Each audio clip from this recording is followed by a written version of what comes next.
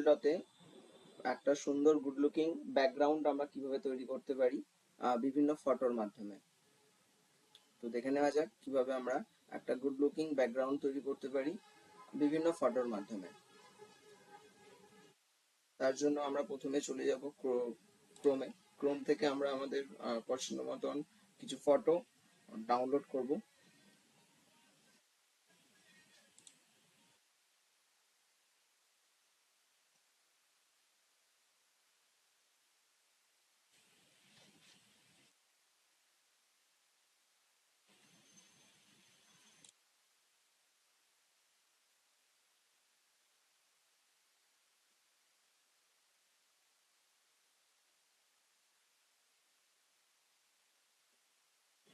ফটোগুলো যখন তোমরা কপি করবে এখান থেকে, তার আগে একবার দেখে নেবে যে ফটোগুলো ক্লিয়ার আছে কিনা, কারণ আবজা ফটো হলে কাজ করতে খুব অসুবিধা হবে।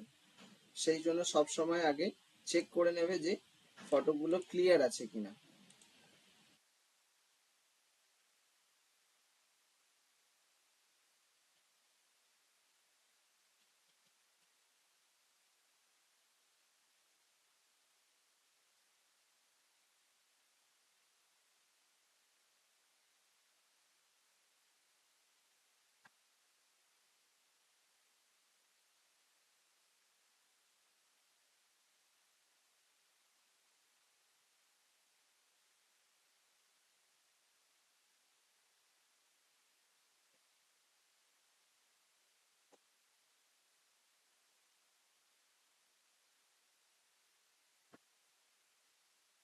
আমরা আমাদের কাজটা শুরু করছি এবার।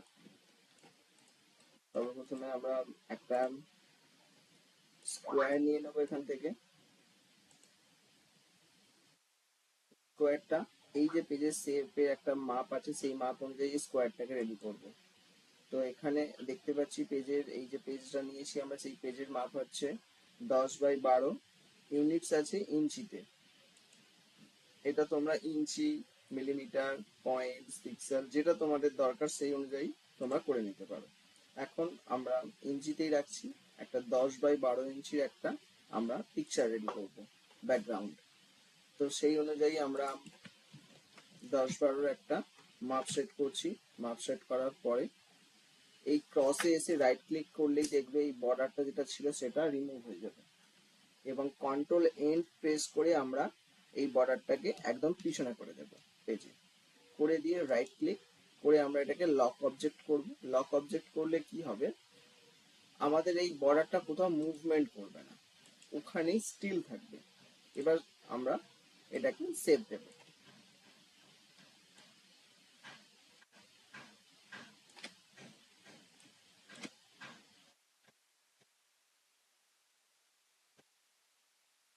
নেক্সট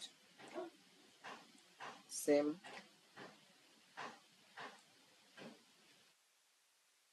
এবার আমরা এই দুটো ফটোকে মিক্স করব। কিভাবে আমরা এটাকে মিক্স করব, ট্রান্সপারেন্সি টুলের মাধ্যমে আমরা এটাকে মিক্স করব। এই হচ্ছে ট্রান্সপারেন্সি টুল। আমরা ফটোটাকে ক্লিক করলাম, ক্লিক করে আমরা টানছি ওপরের দিকে, মিক্স হতে শুরু হয়ে গেছে। নেক্সট আমরা যখন একটা ফটোর উপরে ট্রান্সপারেন্সি চালিয়ে রাখবো এফেক্ট, তখন কিন্তু আমরা সেকেন্ড টাইম ট্রান্সপারেন্সিটা তার উপরে সেই ফটোটার উপরে আর চালাতে পারবো না। তো কিভাবে আমরা সেকেন্ড টাইম চালাতে পারবো এই সেম ফটোর উপরে ট্রান্সপারেন্সি, তার জন্য আমরা বিট ম্যাপসে যাব। বিট ম্যাপস থেকে convert to bit maps complete করার পরে এখানে রেভলিউশন যেটা থাকে সেটাকে 300 কনভার্ট করে নাও। তোমরা চাইলে 100 কনভার্ট করতে পারো। ওকে ক্লিক করবে, ক্লিক করার পরে এটা এই মুহূর্তে একটা ফটো কনভার্ট হয়ে গেছে। এবার তোমরা আবার নিচেতে একটা ট্রান্সপারেন্সি এফেক্ট দিতে পারো, কোনো জায়গায় অসুবিধা হবে না। এবার তোমরা এটাকে একটুখানি চাইলে তোমাদের পছন্দ মতন দরকার অনুযায়ী তোমরা এটাকে একটুখানি সেভ হিসেবেও রাখতে পারো বিভিন্ন রকম অ্যাঙ্গেল থেকে। আমরা এবার এই ফটোটা নিচ্ছি, এই ফটোটাকে আমরা সেম করব।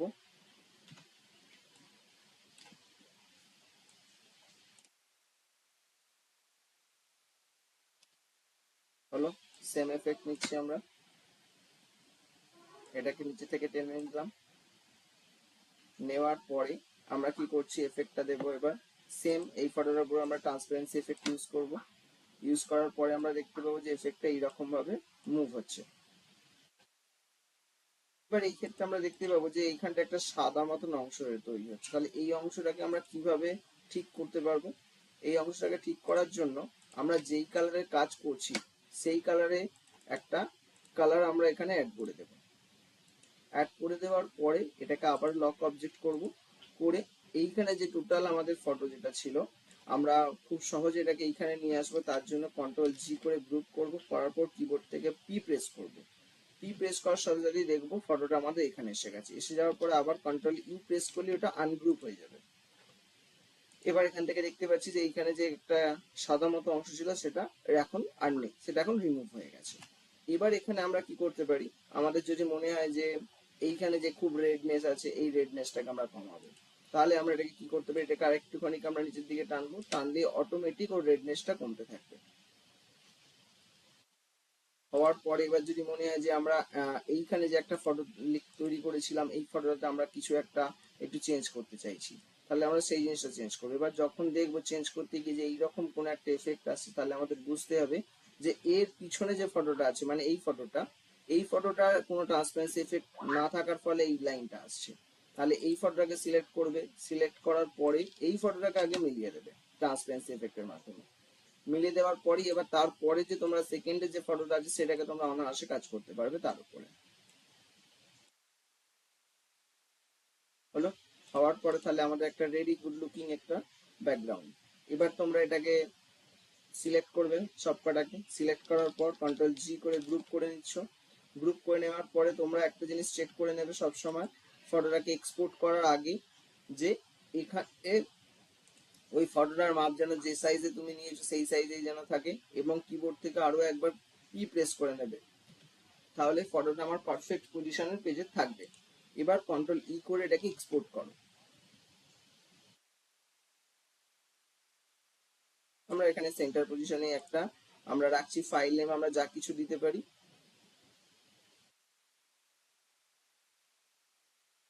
সেভ অ্যাজ টাইপ আমরা এখান থেকে পিএনজি নেব না, কারণ এটা আমাদের পিএনজি ফরম্যাট না, আমরা জেপিজি ফরম্যাট বানাতে চাইছি পিকচারটাকে। তো জেপিজি সিলেক্ট করব, করে এক্সপোর্ট। এক্সপোর্ট করার সাথে সাথে এটা প্রিভিউ হবে একবার পুরো ব্যাপারটা। তাহলে প্রিভিউ হওয়ার পরে এটা আমাদের ঠিক এই ফাইনাল লুকিং কাজটা আমরা পাচ্ছি।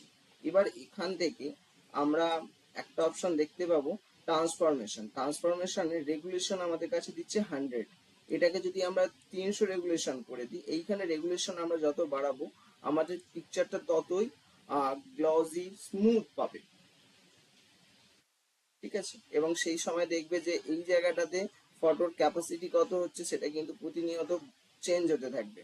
তুমি এখানে রেগুলেশন যত তোমরা চেঞ্জ করতে থাকবে তত এখানে ফটোর যে একটা সাইজ থাকে সেই সাইজটা আরো ইনক্রিজ হতে থাকবে। আমি এখন 300 নিলাম বলে এটা 2.81 এমবি এসেছে। এটাকে যখনই আমি 400 এমবি 400 রেগুলেশনে করে দেব তখনই দেখো এখানে এটা চেঞ্জ হবে।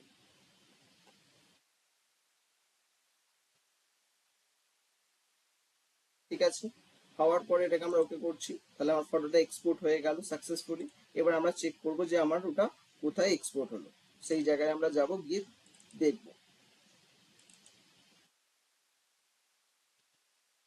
তো এইটা হচ্ছে আমাদের ফাইনাল কাজটা, যে দেখো আমরা ওখানে এটাকে 400 রেগুলেশনে ট্রান্সফার করেছিলাম বলে এই দেখতে পাচ্ছ ক্লিয়ারিটি কতটা এসেছে।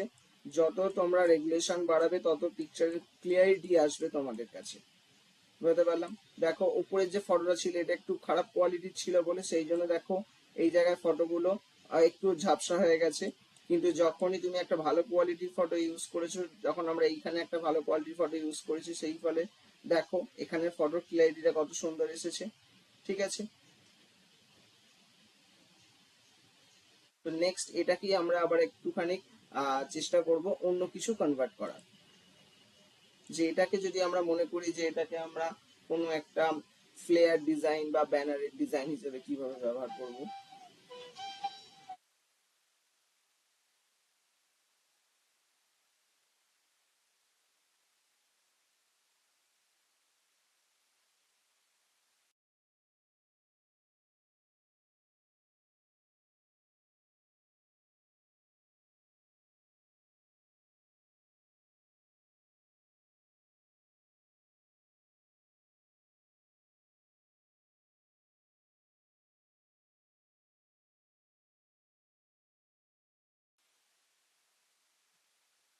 নেক্সট আমরা এখানে একটা সার্কেল নিচ্ছি।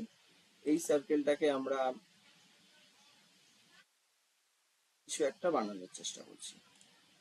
এরকম এখানে একটা আমরা সার্কেল নিলাম, বর্ডার রিমুভ করে দিচ্ছি। এখানে আমরা একটা ফটো কাটিং করে দেব।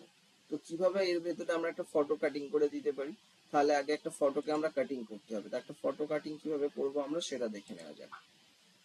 আমরা এখান থেকে একটা ফটো কাটিং করব, এইরকম একটা হয়তো ফটো কাটিং করব। তো এই ফটোকে আমরা কিভাবে কাটিং করব দেখে নিই।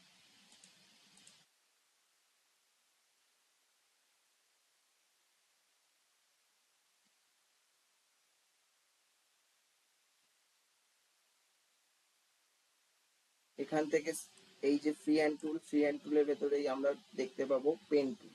পেন টুলের মাধ্যমে আমরা এই গোটা ফটোটাকে কাটিং করব। এই যে ফটোর যে ব্যাকগ্রাউন্ড আছে, এই ব্যাকগ্রাউন্ডটা আমাদের দরকার নেই। তো অনলি ফর এই সাবজেক্টটাকে আমাদের দরকার। তো কিভাবে আমরা এই ব্যাকগ্রাউন্ডটাকে কাটিং করব, তো এখান থেকে শুরু করছি ঠিক এইভাবে।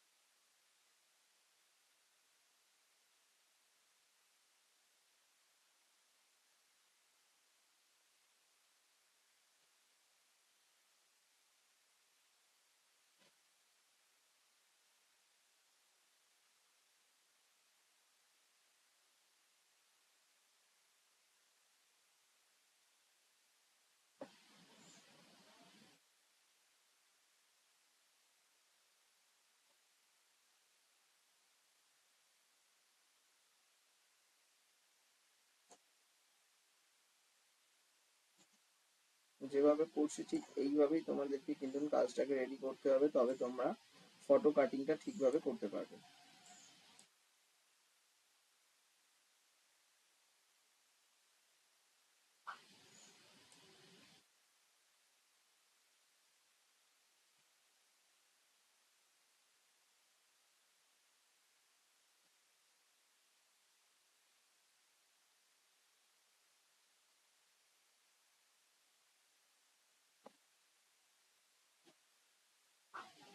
যখন হেড পজিশনটা করবে তখন কিন্তু একটা প্রপার হেড পজিশনটা করার চেষ্টা করবে, তবেই কিন্তু তোমার সাবজেক্টটা ভালো লাগবে। যদি ঠিক একটা হেড পজিশন না বানাতে পারো তাহলে কিন্তু তোমার সাবজেক্টটা একটু অন্যরকম দেখতে লাগবে।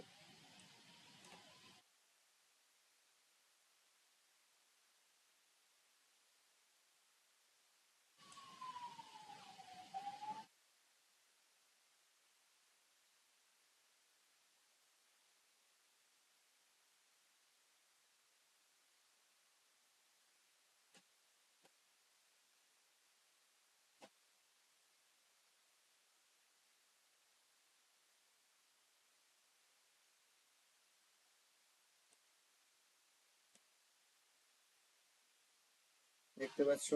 তো আমার সাবজেক্টটা সিলেক্ট হয়েছে। এবার কিন্তু আমরা সাবজেক্টটাকে সিলেক্ট করব না, সাবজেক্টের ব্যাকগ্রাউন্ডটাকে সিলেক্ট করব। ঠিক যেভাবে করছি এইভাবেই করবে তোমরা। ঠিক এখান থেকে শুরু করেছিলাম ঠিক সেই পজিশনে এনেই আমরা শেষ করলাম। সাবজেক্টের ব্যাকগ্রাউন্ডটাকে সিলেক্ট করেছি আমরা। করার পর আবার পিক টুলে আসবে, পিক টুল থেকে সিলেক্ট করবে। সিলেক্ট করার পর দুটোকে একসঙ্গে সিলেক্ট করে নিলাম। করার পর এখান থেকে এই যে ট্রিম অপশনটা আছে, ট্রিম অপশনটা ক্লিক করবে। ক্লিক করার সাথে সাথে দেখবে ফটোর ব্যাকগ্রাউন্ডটা ডিলিট হয়ে গেছে। হয়ে যাওয়ার পরে এই বর্ডারটাই সিলেক্ট করবে। সিলেক্ট করার পর কিবোর্ড থেকে ডিলিট প্রেস করবে। প্রেস করলেই দেখতে পাবে যে একটা তোমাদের সামনে স্মুথ কাটিং এর একটা ব্যাকগ্রাউন্ড এসে গেছে।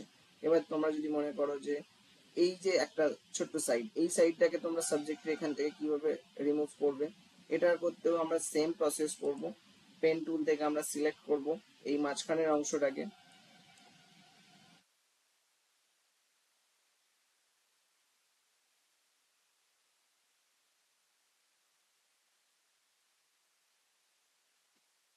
সিলেক্ট করলাম।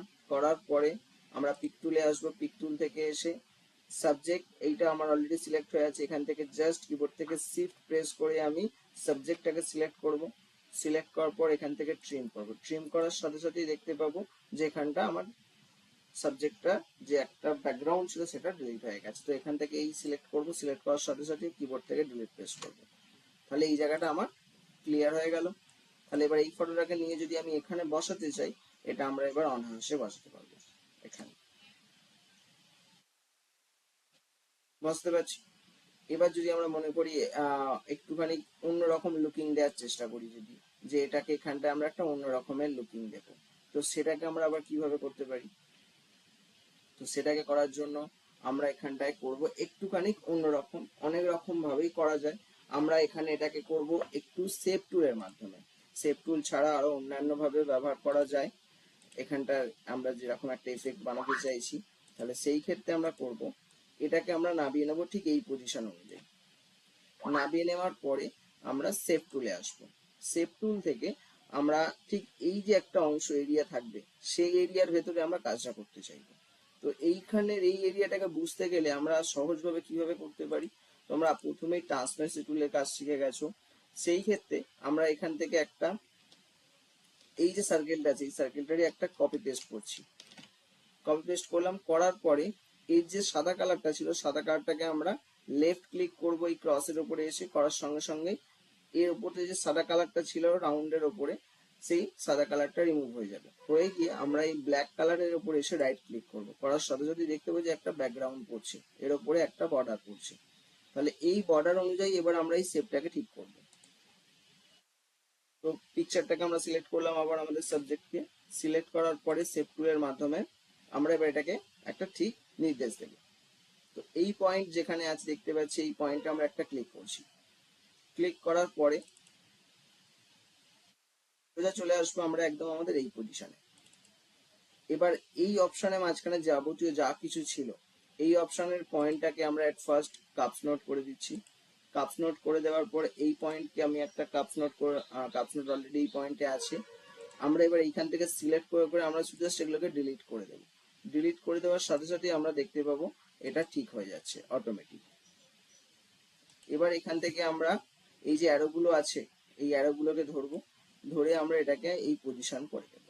খুব সহজে আমরা এটা করে নিতে পারি, সেরকম কোনো সমস্যা হবে না।